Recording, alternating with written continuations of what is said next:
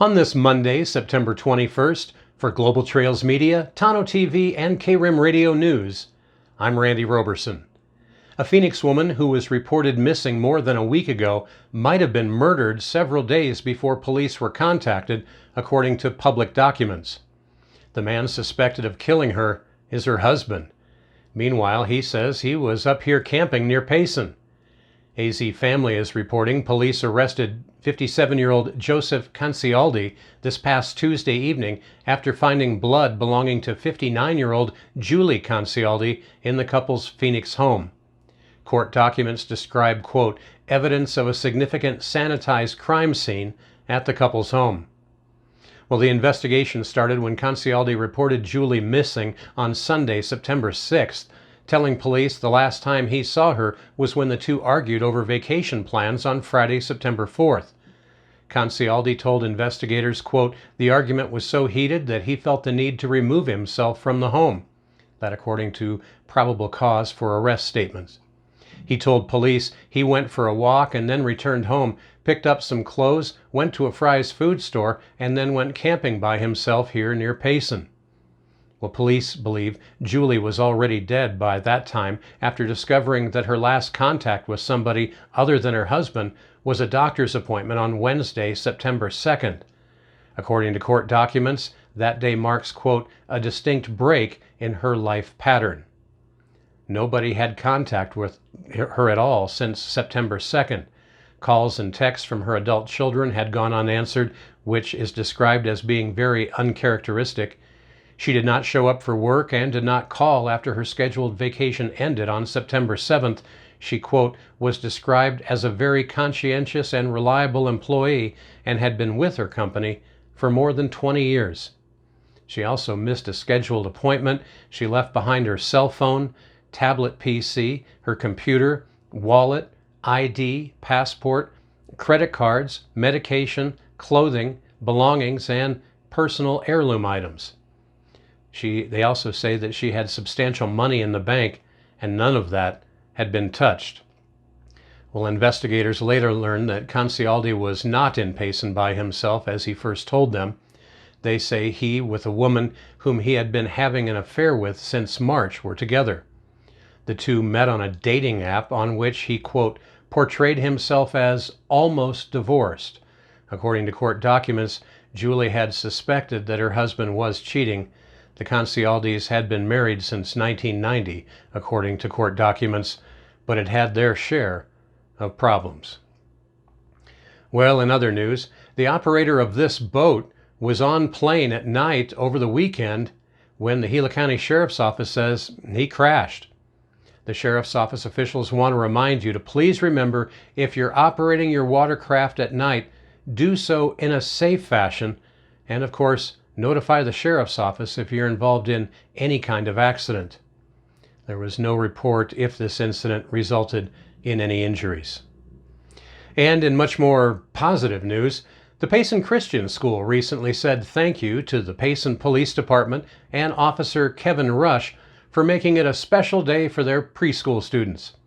They say the extremely friendly, kind, and outgoing Officer Rush spent time talking about police work, answered many questions, and demonstrated numerous aspects of a police cruiser from inside and out.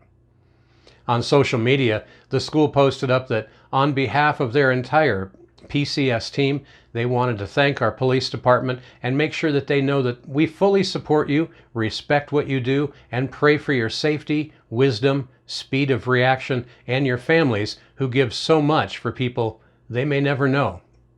They went on to say, sadly, the academic world is often cold towards our police friends on the front lines of our daily safety. At Payson Christian School, they say, we openly admire each of you for your challenging profession that you have chosen, and we stand with you in the confrontation between right and wrong, and good and evil. And they finished up by saying, may God continue to bless you and uphold this great country. You gotta love it. Well, coming up in Rim Country weather, it looks like we have at least another day or two of some smoky, hazy conditions around Rim Country.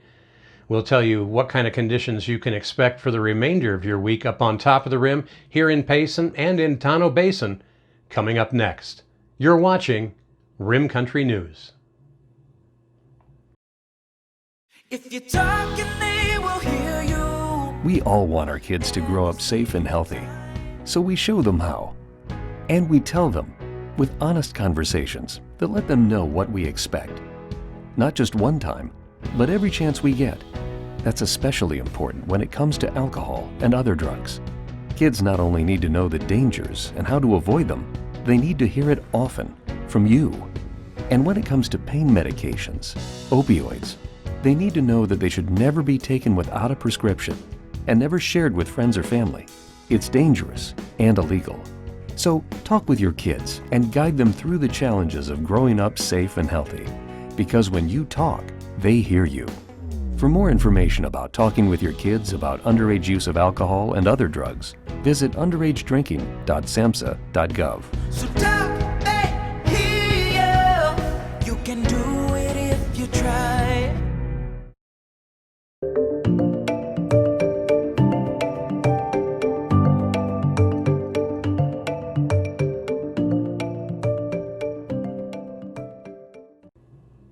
In Rim Country weather, up on top of the rim, you can expect isolated to scattered afternoon and evening showers and thunderstorms. Again, that's mostly over the higher terrain of northern Arizona, both today and tomorrow. The weak trough to the west and the high to the east will continue to draw this mid-level moisture out of Mexico into Arizona through early tomorrow, resulting in similar storm conditions tomorrow as well. A ridge slides west over northern Arizona late Tuesday to shut off the tap to this moisture and causing the area to dry out again. And that'll be Wednesday through the rest of the week. Things looking pretty dry.